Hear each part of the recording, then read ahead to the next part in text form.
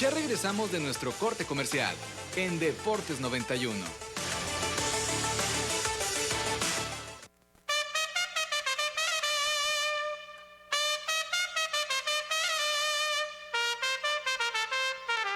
De José Lomijo. Ya estamos de regreso aquí en Deportes 91 y bueno, pues que nuestros compañeros presenten a nuestro invitado hoy especial, nuestro invitado de lujo, José Luis. Muy buenas tardes a todo el auditorio, muy buenas tardes también a nuestro invitado. Buenas tardes. Y es un agradecimiento a toda la gente que nos escucha.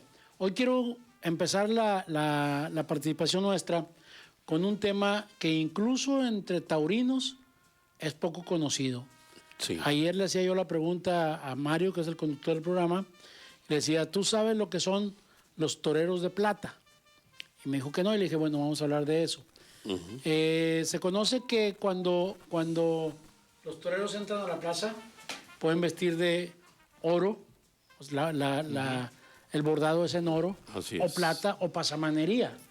Pero en la plaza de toros únicamente pueden vestir de oro los que ya tomaron la alternativa o los del castoreño, es decir, los picadores. Únicamente. El resto de los subalternos, banderilleros, bregadores, no pueden vestir de oro, pueden vestir de plata, eso sí, o de pasamanería. Así es. Y de ahí se da en llamarles toreros de plata. Hoy tenemos la suerte de contar vía Zoom con un joven matador de toros, a quien conocimos aquí en Nuevo Laredo, en la Lauro Luis Longoria, cuando era todavía novillero. Muy joven, ¿no? Sí, bueno. De hecho nos tocó verlo en aquella final de la temporada novilleril que organizó don Víctor Lozano, que en paz descanse. Creo, no me acuerdo si era mano a mano o eran entre tres la final. Creo que era mano a mano. Mano a mano. Él y el Chihuahua. Así es. Entonces, me da mucho gusto haberlo localizado, que me haya contestado y que se haya prestado para estar aquí hoy en la entrevista. Muy bien. Me da mucho gusto saludar frente a todos ustedes al matador de toros Jorge de Lijorge, zacatecano, que hoy está actuando como subalterno. Jorge, muy buenas tardes. Me da mucho gusto poder contar con tu presencia en esta entrevista. ¿Cómo has estado? Ingeniero, buenas tardes. Pues muy contento, ¿no?, de volver a coincidir por aquí. Buenas tardes a todos ahí en la cabina y buenas tardes a todo el auditorio de Nuevo Laredo y de todas las partes donde fielmente le siguen. Oye, es un gusto tenerte hoy, Jorge, el servidor Mario Alejandro. Estamos aquí en la mesa, pues ya viste vía pantalla al ingeniero José Luis Moreno Negradillo, está también el licenciado Eduardo Montalvo Garza, Rafa Reina también está con nosotros, su hijo David Reina. Bueno, pues está la mesa llena, Jorge, una pequeña entrevista, pero que la van a llevar adelante aquí nuestros amigos y compañeros, que ya te mencioné. Bienvenido, claro, Jorge, sí, y gracias por el espacio y el tiempo. No, al contrario, muy agradecido siempre de poder difundir la fiesta de los toros. Había estado siguiendo tu trayectoria desde que eras un visitante frecuente a la Lauro Luis Longoria aquí en Nuevo Laredo. Sí, y después, sí, claro, por un tiempo, sí, te perdí la huella. Te seguíamos en la misma época en que Hilda, Tenorio, el Chihuahua y tú y otros novilleros venían y que se les auguraba grandes temporadas ya como matadores. Estuvimos enterados de tu toma de alternativa, pero después te perdí la huella hasta verte de nuevo en esta reapertura de la Plaza de Toros México. Sin embargo, te vimos como subalterno. A mí en lo personal me da mucho gusto porque después de ello estuve investigando y me enteré de que es tanta tu afición y tus ganas de estar cerca del toro que en lugar de retirarte decidiste seguir como subalterno, porque sé que uno de tus sueños es torear en las principales plazas del mundo. ¿Qué nos puedes contar respecto a tu trayectoria, Jorge? Bueno, pues mi trayectoria la verdad es que ha sido interesante, ¿no? Un novillero con 105 novilladas pues no es muy común y menos en estos tiempos. De matador de toros logré torear 172 corridas de toros. Y no solo en México, estuve en Sudamérica, en Colombia, en Perú haciendo temporada, en Venezuela. He tenido la fortuna de torear corridas incruentas en Estados Unidos y bueno, afortunadamente conozco el mundo taurino, ¿no? Y pues como tú lo mencionas, ingeniero, esto más que mi gran afición, yo creo que es una vocación. Yo nací para estar en el mundo del toro. Esa parte ahí en que empecé a dejar de torear menos, pues de cara al público, al aficionado, pues sí se me perdió un poco la pista, pero dentro del medio siempre estuve vigente porque tuve la fortuna de poner una cuadra de caballos de pica, la cual la verdad he tenido bastante trabajo y entonces seguía en el medio con mis compañeros, con todos los conocidos, todos los profesionales. Entonces yo seguía inmiscuido en el medio taurino y a partir del año 2018 es cuando me empieza a entrar esa curiosidad, ¿no? De quererme convertir a subalterno. Tengo un acercamiento en ese momento a la Unión Mexicana de Picadores y Banderilleros, donde pues realmente no fue atendida.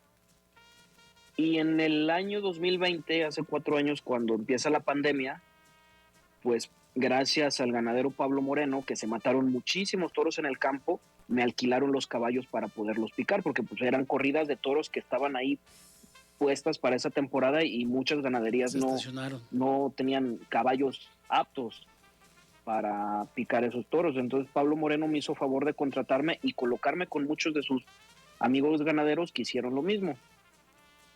En ese momento, pues yo cuidando mis caballos, pues salí a hacer labores de subalterno, ¿no? Ponerme a la cabeza del caballo, ayudarles a mis compañeros a lidiar los toros y ese tipo de cosas. Y entonces empecé a darme cuenta que de algún cierto modo, que ya conocía el oficio, se me empezaba a facilitar. Entonces hice una introspectiva de mi carrera y dije, bueno, si esto a mí se me facilita y yo me hago profesional y puedo percibir un sueldo digno donde yo pueda llevar un dinero más a mi casa, pues yo creo que es más que justo y necesario.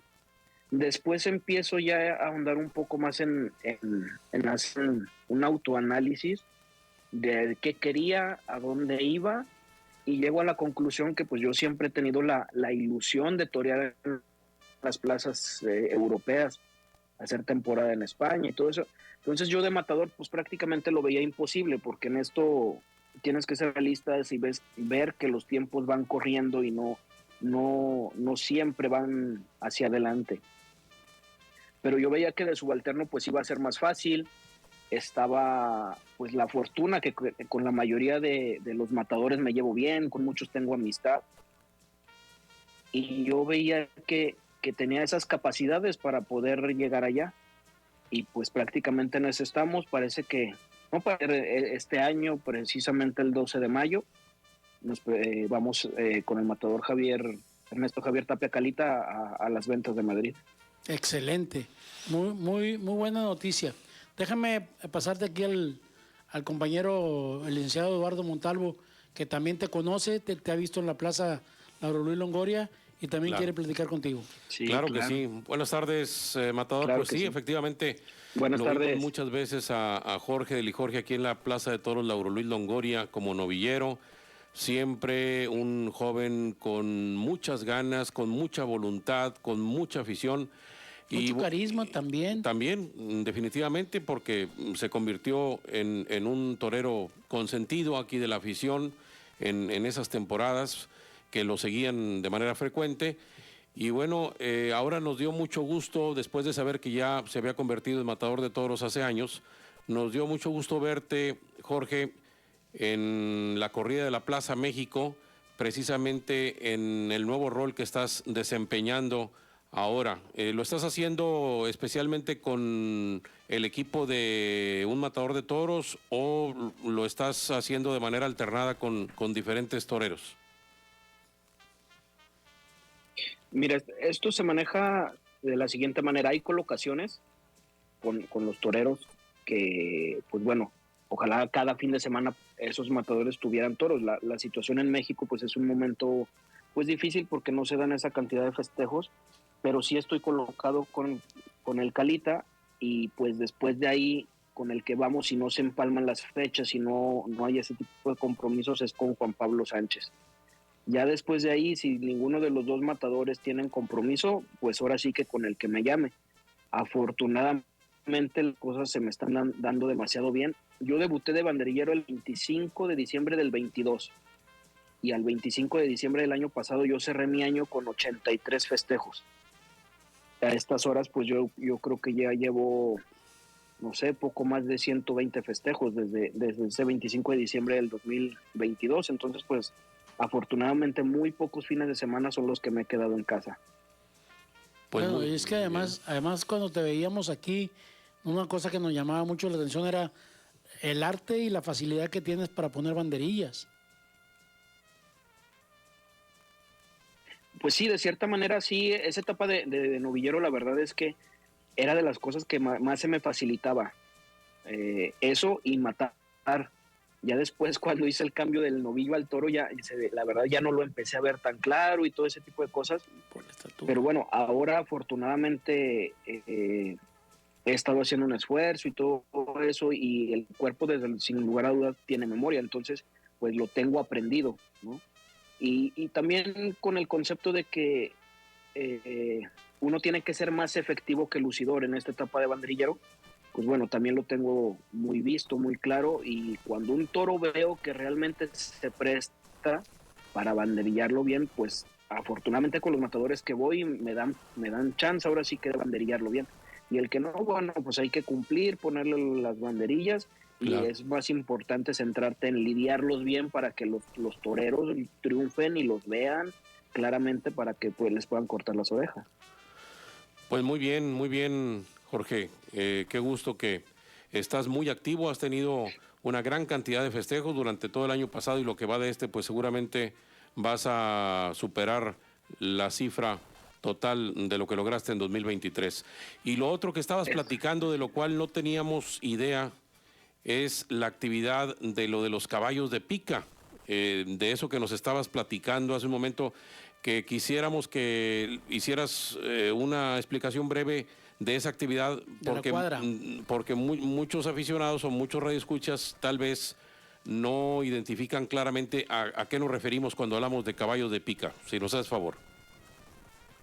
Sí, claro que sí. Bueno, todos aquellos aficionados, yo creo que, y los que no, yo creo que es muy fácil identificar que el caballo de pica es aquel que vulgarmente lo voy a decir, ese caballo que sale con unas colchonetas, por así decirlo, cubierto, con los ojos tapados, para efectuar la suerte de varas, ¿no?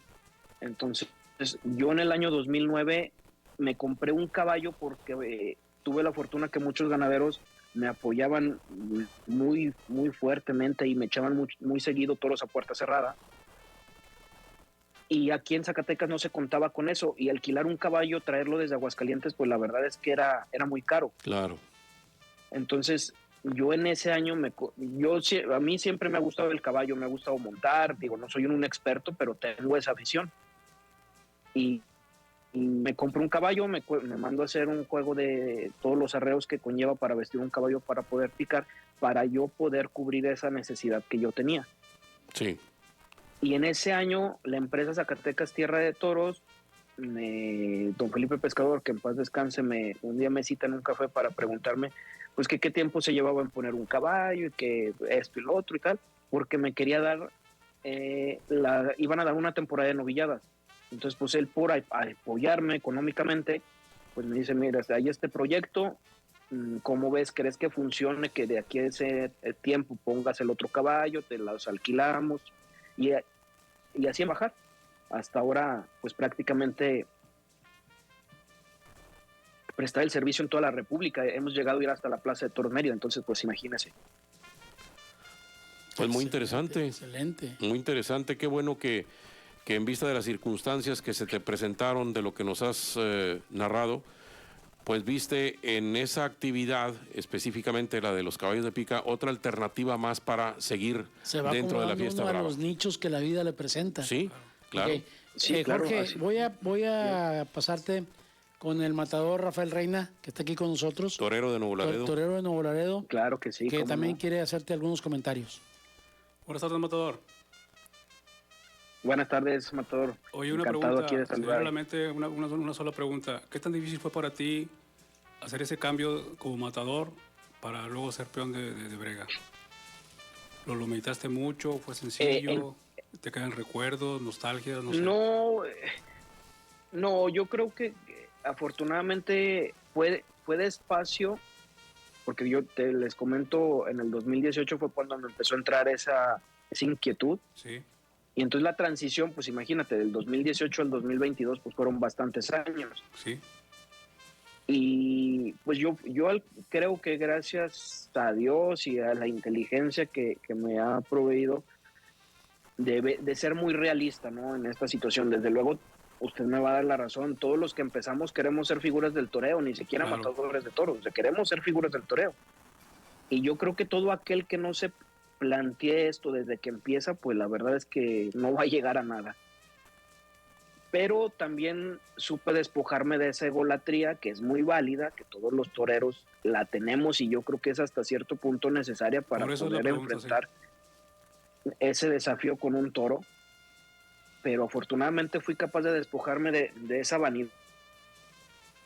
Eso habla de tu de esa egolatría, sí. y verlo fríamente, y sobre todo de que yo sabía, como les comentaba en un principio, que mi tema en el transcurrir de la fiesta de los toros no es afición, es vocacional, o sea, tan vocacional que bueno, también encontré esa vía de estar vigente por el medio de la cuadra de caballos. Pues gracias, Matador, mucha suerte. Oye, Jorge, gracias, voy a hacerte una serie de preguntas muy cortas, de respuestas también muy cortas, para que el auditorio que nos escucha tenga una referencia un poco más cercana a la trayectoria. ¿Qué edad tienes en este momento? 38 años. 38 años.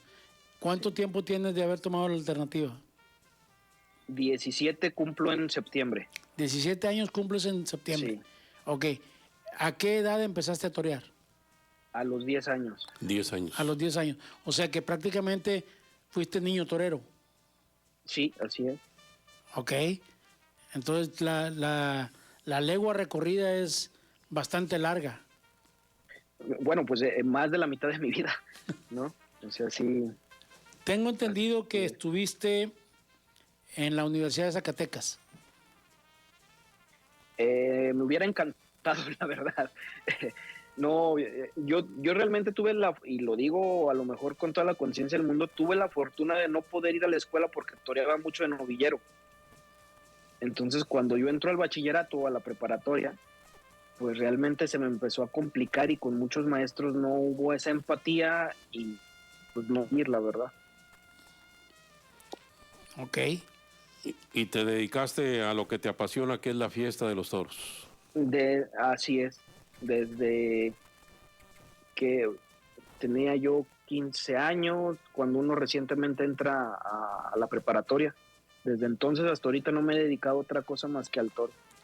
Muy bien, para recordar un poco tu paso por el ruedo de la Plaza Lauro Luis Longoria, Matador, ¿de qué año a qué año fue cuando tuviste tus actuaciones aquí en Nuevo Laredo para recordarle un poco al público de ambos Laredos? No me acuerdo de la fecha, sí, no me acuerdo de la fecha precisa, pero sí del año. Yo me presenté en Nuevo Laredo en el 2005. En el 2005. Creo que fue en noviembre, con César Montes, creo que Pedro Rubén con una novillada de Arellano Hermano, si no recuerdo. Ese día corté 3 orejas. Me acuerdo perfecto. Y pues desde el 2005 hasta el día 7 de enero del 2007, que fue cuando el campanazo del PANA en la México. Sí. Ese día toreamos Antonio García el Chihuahua y yo el mano a mano de aquella temporada, que fue un poco más larga de la que hablaba el ingeniero en un principio.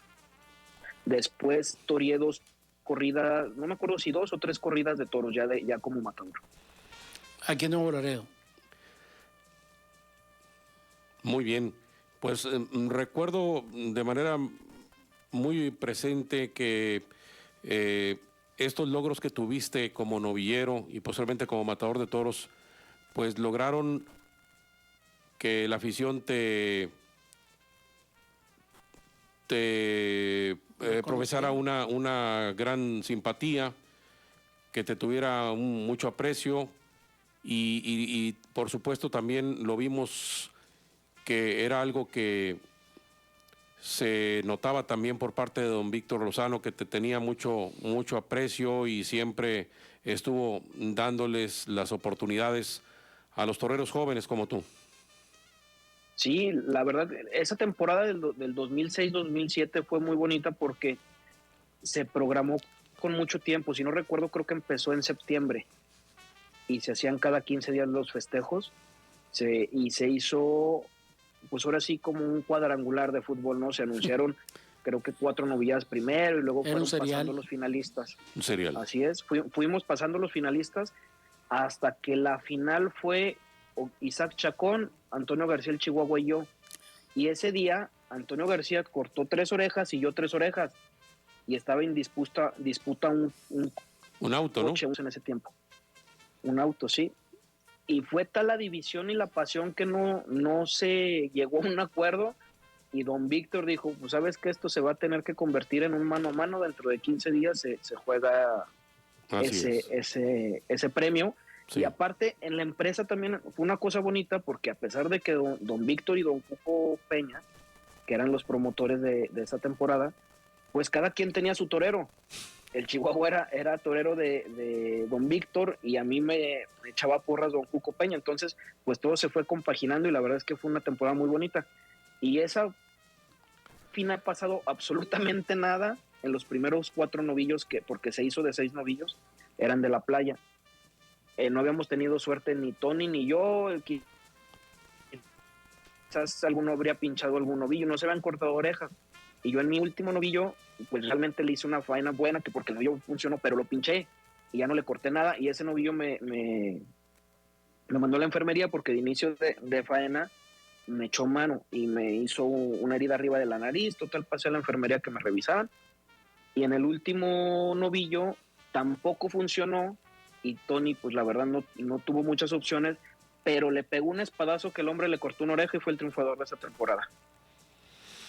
Así es, sí, recordamos muy bien ese serial y esa última novillada donde estuvieron ustedes. Me tocó transmitirla por esta estación. Por esta estación, sí, claro. Exactamente, el Chihuahua y Deli Jorge. Sí. Cómo no, seguramente muchos aficionados lo recuerdan porque fue una rivalidad que se estuvo dando durante esos 2 años, esas 2 temporadas. Así es. ¿Verdad? Y era algo que la gente disfrutaba mucho y que asistía con mucho gusto a las novilladas en la Plaza de Toros. Aparte, esa rivalidad no solo se quedó en Laredo, o sea, se extendió durante muchas plazas donde toreamos en la República, o sea, no nomás fue de ahí, o sea, ya veníamos realmente ese pique profesional, porque al final el Chihuahua y yo la verdad es que desde entonces somos muy amigos, nos llevamos muy bien, somos amigos. Pero en el ruedo sí tenemos esa rivalidad y además la veíamos con gusto, la verdad. En el ruedo es otra cosa, ¿verdad? Fíjate que antes de despedirnos, Jorge, quiero agradecerte que hayas atendido mi invitación para estar en este programa. Pero quiero también comentarte, mi hijo tiene la misma edad que tú y te vio torear aquí varias veces. Cuando te vio en la Plaza México me preguntó que si eras torero alternativado o si eras novillero, y yo le aclaré que ya tenía la alternativa, pero que habías decidido tomar camino por las banderillas y ser subalterno para seguir vigente en la cara del toro. Lo que yo sí me acuerdo con mucha claridad es que tanto en tu caso como en el del Chihuahua siempre salían a por todas, siempre salían a tratar de no dejarse ganar nada. Sí, la verdad que sí, y me emociona, ¿no? Porque me emociona recordar todas aquellas vivencias, pero es que es la realidad, o sea, salíamos a dejarlo todo, a jugarnos la vida, y lo hacíamos con mucho gusto, y aparte que los dos banderillábamos, nos invitamos un toro cada quien, y bueno, creo yo que éramos Tony en su toro era un torero muy vistoso, yo siempre no salía de no dejar nada, no dejar nada en mis puertas y pues creo que hicimos pasar buenas tardes a los aficionados, la verdad. Definitivamente. Te agradecemos mucho tu participación en este programa, Jorge, y si no tienes inconveniente, me están preguntando que si estarías dispuesto a recibir nuevamente nuestra entrevista, platicar nuevamente para irnos un poco más amplios en alguna otra ocasión para que la gente que tuvo la oportunidad de verte recuerde aquello y quienes no te alcanzaron a conocer puedan saber de ti. No, claro que sí, como te comentaba desde un principio, para mí siempre es un gusto difundir la fiesta de los toros, que en este momento le hace mucha falta, y encantado las veces que quieran, siempre y cuando los tiempos nos puedan coincidir, con todo gusto, sin duda, hágamelo saber que aquí estaremos. Pues agradecemos, Jorge Deli. Jorge, gracias por esta tarde. Se va rápido el tiempo, volando como pajarito, siempre digo yo, el toro pajarito, ¿recuerdas? Así que agradecemos mucho el espacio de esta tarde y bueno, como dice José Luis, si más adelante o la próxima semana ya se pondrían de acuerdo para continuar con la entrevista. Siempre va a haber algo que comentar de la Fiesta Brava, Jorge. Sí, así es, nunca nos va a alcanzar el tiempo porque hay muchísimas cosas, muchísimas anécdotas, muchísimas cosas que mencionar, así es. Claro. Así es, Jorge. Bueno, pues muy agradecido. Yo quiero agradecer, pues ya para finalizar el programa, precisamente, obviamente, a nuestro invitado de hoy, a Jorge Deli. Jorge, también a los conductores de este espacio, al ingeniero José Luis Moreno Delgadillo, al licenciado Eduardo Montalvo Garza, a Rafa Reina, a su hijo David Reina. Gracias por haber estado con nosotros esta tarde, muchachos. Gracias. Gracias, Jorge. Gracias. Hasta pronto. Encantado, muchas gracias. Un saludo a todos y que se la sigan pasando bien. Claro que sí. Hasta Muchas pronto. gracias. Muchas gracias. Él fue Jorge. Felicidades. Jorge. Amigos, Radio Escucha, lo esperamos el día de mañana en punto de las 4 de la tarde aquí en Deportes 91. Gracias.